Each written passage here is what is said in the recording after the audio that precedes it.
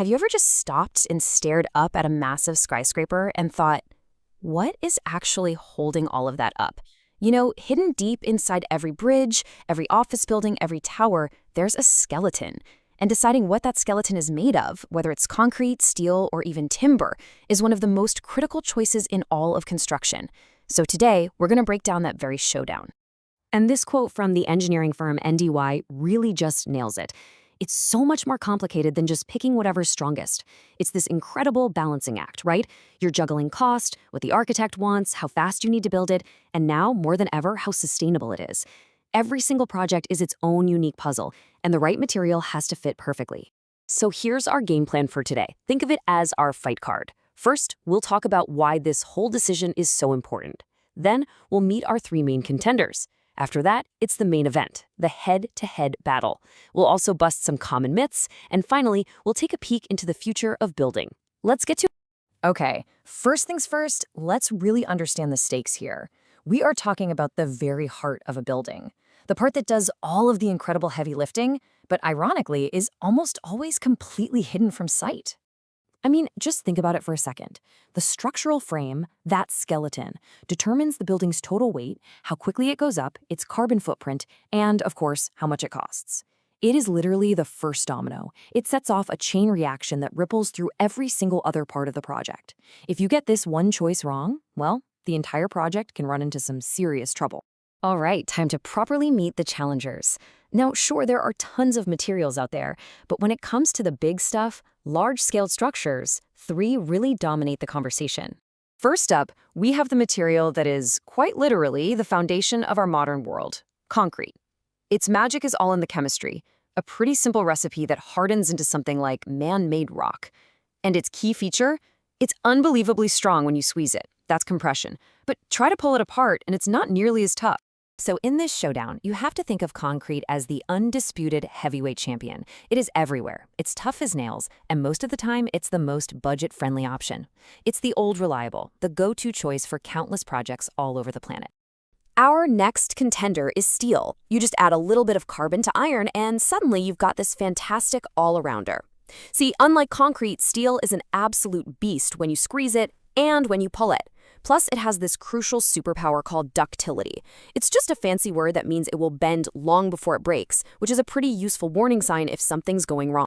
So say hello to steel, the versatile challenger. It's famous for its incredible strength-to-weight ratio, which lets architects design huge open spaces and lighter buildings. And because its parts can be made in a factory and just assembled on site, construction can be incredibly fast and precise. And finally, we have the newcomer that's turning a lot of heads. Engineered timber. Now, this is not your grandfather's 2x4. We're talking about seriously high-tech stuff, like cross-laminated timber, or CLT, where you take layers of wood and glue them together in opposite directions to create these massive, super strong panels. It's like plywood on steroids. And that makes engineered timber the sustainable innovator in this fight. Its biggest selling point is its green credentials. It's the only one of these three materials that's actually renewable. It's also shockingly lightweight, and it's quickly proving that it can absolutely go toe-to-toe with the titans of the industry. Okay, the introductions are over. It's time to put these three materials in the ring and see exactly how they stack up against each other on the metrics that matter most: speed, carbon footprint, and of course, cost. Okay, now what's so fascinating here are the really clear trade-offs. This table shows us data for a typical 8-story building. You can see right away that mass timber is the fastest to build and has the lowest embodied carbon. That's basically all the pollution created just to make the material. But it's also the most expensive up front. On the flip side, you've got concrete, slowest to build, highest carbon footprint, but it wins on that initial price tag. And steel? Well, steel lands smack dab in the middle on all three. And this chart right here brilliantly illustrates one of the biggest reasons for those trade-offs: weight. I mean, just look at that staggering difference. It's not even close. A concrete building is massively heavier than a steel one, which is still way heavier than a mass timber frame. And that isn't just a fun fact. It has enormous consequences. So here's how that actually plays out in the real world. A lighter building puts way less stress on the ground. That means you need a smaller, less complicated foundation. You might need fewer support piles, or they might not have to go nearly as deep. And that translates directly into huge savings, both in the time and the money you spend just on the groundwork, which, believe me, can be a massive chunk of a project's budget. Every material has its baggage, right? A bunch of common misconceptions that follow it around. So let's do a quick fire round and separate the myths from the reality. Okay, first myth. Timber is a huge fire hazard. Well, mass timber is so incredibly thick that it behaves more like a giant log in a fireplace.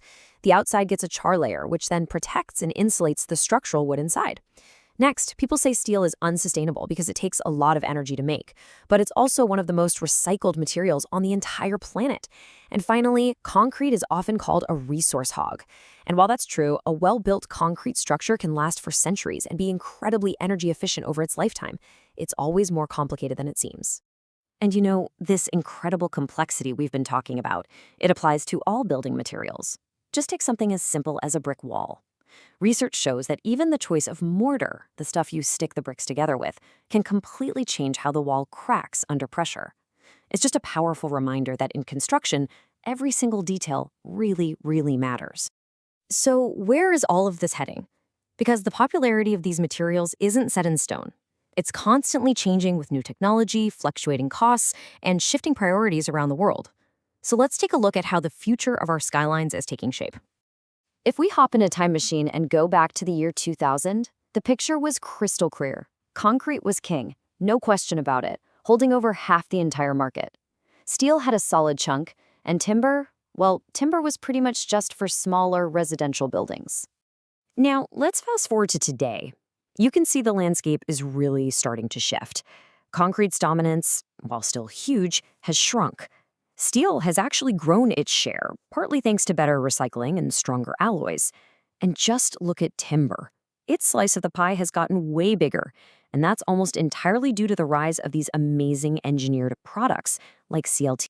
So after all that, who actually wins the showdown? Well, the truth is, there is no single champion. The best choice is always, always about what the project needs. If speed and flexibility are everything, steel is probably your answer. If you're building something to last for 100 years and need maximum durability, concrete is tough to beat. And if sustainability is your #1 goal, mass timber is the clear frontrunner. And that brings us to our final big question. Our cities are only getting bigger, and the pressures from our warming planet are growing every single day. The choice of what holds our cities up is no longer just about dollars and strength. It's about the future we actually want to build. So what do you think will be holding up the skyline of tomorrow?